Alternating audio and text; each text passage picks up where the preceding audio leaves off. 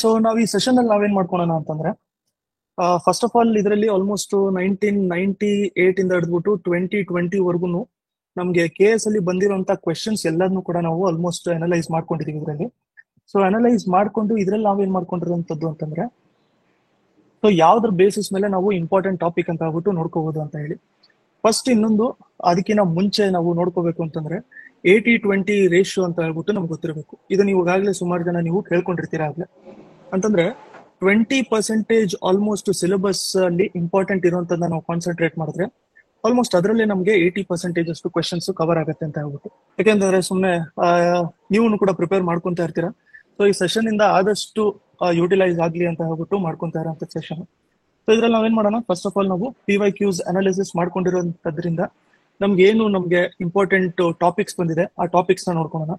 ಅದ್ರ ಜೊತೆಗೆ first syllabus ನೋಡ್ಕೊಳ್ಳೋಣ, ಯಾವ ತರ ಡಿವಿಷನ್ ಇರುತ್ತೆ ಅಂತ. ಸೊ ಆಲ್ಮೋಸ್ಟ್ ಒಂದು 5 ಮಿನಿಟ್ಸ್ ಕೂಡ ನಾವು ಸಿಲೆಬಸ್ ಡಿವಿಷನ್ ಯಾವ ತರ ಇರುತ್ತೆ, ಯಾವ್ದ್ರ ಮೇಲೆ ನಾವು ಜಾಸ್ತಿ ಗಮನ ಕೊಡಬೇಕು ಅಂತ. ಅದಾದ್ಮೇಲೆ ಟಾಪಿಕ್ಸ್ ಎಲ್ಲದನ್ನು ಕೂಡ ನಾವು ನೋಡ್ಕೊಳ್ಳೋಣ. ಎಕ್ಸಾಂಪಲ್ ನಾವು ಪಾಲಿಟಿಯಲ್ಲಿ ಏನೇನು ಇಂಪಾರ್ಟೆಂಟ್ ಟಾಪಿಕ್ಸ್ ನಮ್ಗೆ. ಸೊ ನಮ್ಗೆಲ್ಲರಿಗೂ ಗೊತ್ತು ಲಕ್ಷ್ಮೀಕಾಂತ್ ಓದ್ಬೇಕು ಅಂತ, ಬಟ್ ಅದು ಸಖತ್ ಬಲ್ಕಿ ಆಗಿರುತ್ತೆ ಬುಕ್. ಸೊ ಅದಕ್ಕೋಸ್ಕರ ನಾವು ಯಾವ್ದ್ರ ಮೇಲೆ ಜಾಸ್ತಿ ಕಾನ್ಸಂಟ್ರೇಟ್ ಮಾಡಬೇಕು, ಆಲ್ಮೋಸ್ಟ್ 20 to 25 ಚಾಪ್ಟರ್ಸ್ ಯಾವ್ದು ಓದ್ಕೊಂಡ್ರೆ ನಮ್ಗೆ ಅದರಿಂದ ಟರ್ನ್ ಔಟ್ ಆಗುತ್ತೆ ಅಂತ. ಅದ್ರ ಜೊತೆಗೆ ನಾನು ನೋಟ್ಸ್ ಕೂಡ ನಾನು ನಿಮ್ಗೆ ತೋರಿಸ್ತೀನಿ, ಯಾವ ತರ ನೀವು ನೋಟ್ಸ್ ಮಾಡ್ಕೊಬಹುದು ರಿವಿಷನ್ ಬೇಗ ಆಗೋದಕ್ಕೋಸ್ಕರ ಅಂತ. ಯಾಕಂತಂದ್ರೆ ಟಾಪಿಕ್ಸ್ ನಮ್ಗೆ ಆಲ್ಮೋಸ್ಟ್ ಸುಮಾರು ಒಂದು 100-150 ಟಾಪಿಕ್ಸ್ ಡಿಸ್ಕಸ್ ಮಾಡ್ತೀವಿ ಅಂತ ಅನ್ಕೊಳ್ಳೋಣ. ಆ ಟಾಪಿಕ್ಸ್ ಎಲ್ಲದನ್ನು ಕೂಡ ನಾವೇನಾದ್ರು ನೋಟ್ ಮಾಡ್ಕೊಂಡು ಕೂತ್ಕೊಂಡ್ಬಿಟ್ರೆ ನಮ್ಗೆ ಅದರದೇ ಬಲ್ಕಿ ಆಗೋಗ್ಬಿಡುತ್ತೆ ನೋಟ್ಸ್. ಆಲ್ಮೋಸ್ಟ್ 300-400 ಪೇಜಸ್ ನೋಟ್ಸ್ ಆಗೋಗ್ಬಿಡುತ್ತೆ. ಸೊ ಯಾವ ತರ ನಾವು ಚಿಕ್ಕದಾಗಿ ನೋಟ್ಸ್ ಮಾಡ್ಕೊಬಹುದು ಅಂತ. ಯಾಕಂತಂದ್ರೆ ಎಂಡ್ ಆಫ್ ದ ಡೇ ನಾವು ಎಷ್ಟು ಓದ್ತೀವಿ ಅನ್ನೋದಕ್ಕಿಂತ ಎಷ್ಟು ರಿವಿಷನ್ ಮಾಡ್ಕೊಂಡಿರ್ತೀವಿ ಅನ್ನೋದೇ ಇಂಪಾರ್ಟೆಂಟ್ ಆಗುತ್ತೆ. ಯಾಕಂತಂದ್ರೆ ಚಿಕ್ಕ ಚಿಕ್ಕ ಕಾನ್ಸೆಪ್ಟ್ ಕೂಡ ನಮ್ಗೆ ಕ್ಲಾರಿಟಿ ಬೇಕಾಗಿರುತ್ತೆ ಅದರಲ್ಲಿ. ಸೊ ಫಸ್ಟ್ ನಾವು ಸಿಲೆಬಸ್ ಇಂದ ಸ್ಟಾರ್ಟ್ ಮಾಡ್ಕೊಳ್ಳೋಣ.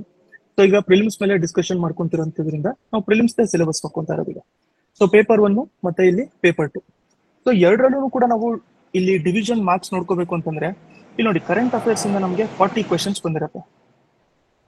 ನೆಕ್ಸ್ಟ್ ಹ್ಯುಮ್ಯಾನಿಟೀಸ್ ಇಂದ 60 ಕ್ವೆಶನ್ಸ್ ಬಂದಿರುತ್ತೆ. ಇದು ಪೇಪರ್ 1 ಅಲ್ಲಿ. ಪೇಪರ್ 2 ಅಲ್ಲಿ ಕರೆಂಟ್ ಅಫೇರ್ಸ್ ಇಂದ ಮತ್ತೆ 40 ಕ್ವೆಶನ್ಸ್ ಬಂದಿರುತ್ತೆ. ಸೈನ್ಸ್ ಅಂಡ್ ಟೆಕ್ನಾಲಜಿ ಮತ್ತೆ ಎನ್ವೈರನ್ಮೆಂಟ್ ಇಂದ ನಮಗೆ 30 ಕ್ವೆಶನ್ಸ್ ಇರುತ್ತೆ. ಅದಾದ್ಮೇಲೆ ಮೆಂಟಲ್ ಅಬಿಲಿಟಿ ಇಂದ 30 ಕ್ವೆಶನ್ಸ್ ಇರುತ್ತೆ. ಸೊ ಓವರ್ ಆಲ್ ಆಗಿ ಇಲ್ಲಿ 100 ಕ್ವೆಶನ್ಸ್ ಮತ್ತೆ ಇಲ್ಲಿ 100 ಕ್ವೆಶನ್ಸ್. ಸೊ ಎರಡು ಕಡೆ ಕರೆಂಟ್ ಅಫೇರ್ಸ್ ಇದೆಯಲ್ಲ. ಸೊ ಡಿಫರೆನ್ಸ್ ಏನು ಅಂತಂದ್ರೆ, ಈ ಕಡೆ ಪೇಪರ್ 1 ಅಲ್ಲಿ ನಮಗೆ ನ್ಯಾಷನಲ್ ಮತ್ತೆ ಸ್ಟೇಟ್, ಇದು ನ್ಯಾಷನಲ್ ಮತ್ತೆ ಇಂಟರ್ನ್ಯಾಷನಲ್ ಇಂಪಾರ್ಟೆನ್ಸ್ ಇರುವಂತ ಕರೆಂಟ್ ಅಫೇರ್ಸ್ ಇದೆ ಆಕ್ಚುಲಿ. ಈ ಕಡೆ ಇರುವಂತದ್ದು ಕರೆಂಟ್ ಇವೆಂಟ್ಸ್, ಸ್ಟೇಟ್ ಇಂಪಾರ್ಟೆನ್ಸ್ ಮತ್ತೆ ಸ್ಟೇಟ್ ಗವರ್ಮೆಂಟ್ ಪ್ರೋಗ್ರಾಮ್ಸ್ ಇವೆಲ್ಲದೂ ಬರುತ್ತೆ.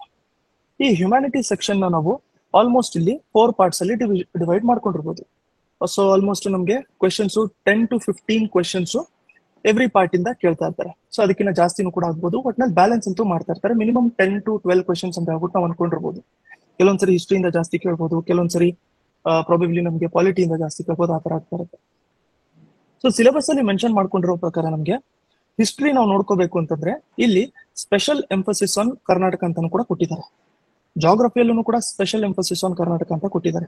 ಅದ್ ಬಿಟ್ರೆ ಸೋಷಿಯಲ್ ಆಸ್ಪೆಕ್ಟ್ಸ್, ಎಕನಾಮಿಕ್ ಆಸ್ಪೆಕ್ಟ್ಸ್, ಅದಾದ್ಮೇಲೆ ಪೊಲಿಟಿಕಲ್ ಆಸ್ಪೆಕ್ಟ್ಸ್ ಇವೆಲ್ಲದು ಕೂಡ ಕಾಣ್ತಾ ಇರುತ್ತೆ. ಸೊ ನಮ್ಗೆ ಸಿಲೆಬಸ್ ಡಿವಿಷನ್ ನಾವು ನೋಡ್ಕೋಬೇಕು ಅಂತಂದ್ರೆ ಈ ಕಡೆ ನಮಗೆ ಕರೆಂಟ್ ಅಫೇರ್ಸ್ ಇದೆ. ಸೊ ಇದು ಬಂದ್ಬಿಟ್ಟು ನ್ಯಾಷನಲ್ ಮತ್ತೆ ಇಂಟರ್ನ್ಯಾಷನಲ್ ಇಂಪಾರ್ಟೆನ್ಸ್, ಇದರಲ್ಲಿ ಕರೆಂಟ್ ಇವೆಂಟ್ಸ್, ಸ್ಟೇಟ್ ಇಂಪಾರ್ಟೆನ್ಸ್ ಇರುವಂತದ್ದು.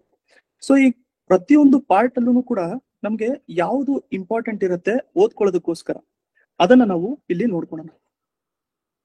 ಓಕೆ, ಕ್ವಾಲಿಟಿ ನಾವು ನೋಡ್ಕೊಳ್ಳೋಣ.